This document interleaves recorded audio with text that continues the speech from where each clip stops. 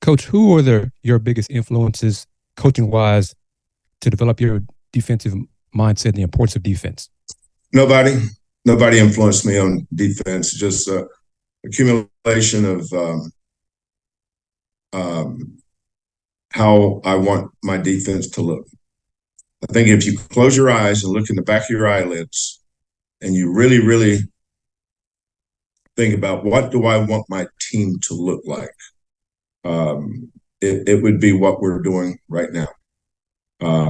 I've learned from a lot of people.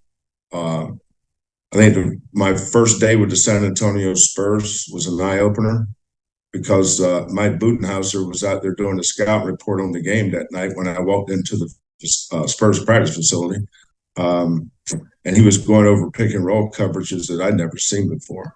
And that's when I realized if I was smart enough to coach in this league, because how much smarter all those guys were than I was. But I learned a lot from different people. You know, um, like offensively, Stan Van Gundy had some influence. Doc Rivers and ATOs. I learned a lot from NBA coaches. Ralph Miller at Oregon State, my early years, running that 1-4. Gary Colson, God rest his soul. Both of them, they're both passed away now. But hours and hours I sat in those bleachers at different gyms in the summer, picking Gary Colson's mind about the 1-4. Coach Miller at Oregon State. So, I got ideas from different people. I'm not sure defensively.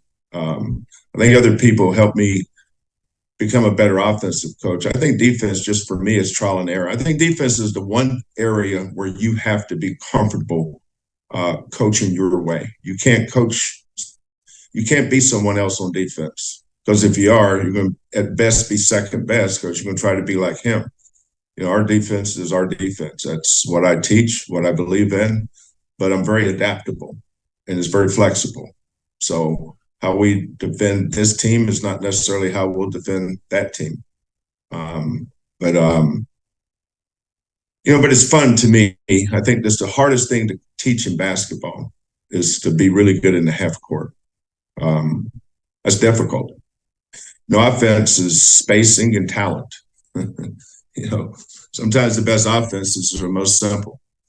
You know, it's certain a lot of with Marcus Sasser, we play give and go a lot. Give it to Marcus and go to hell. Just get out of his way and let him do his thing. It's pretty good offense a lot of nights. I was watching good friend of mine coaches the Timberwolves, Chris Finch, who I worked with for 3 years here with the Rockets. He's the head coach. He's got Anthony Edwards. Ain't tricking nobody with their offense.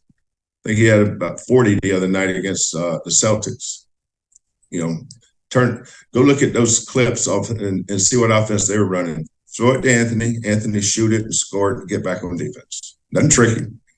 But on defense, though, it's an accumulation of actions that you've got to be able to guard. And I think you do have to have better chemistry on defense than you do offense.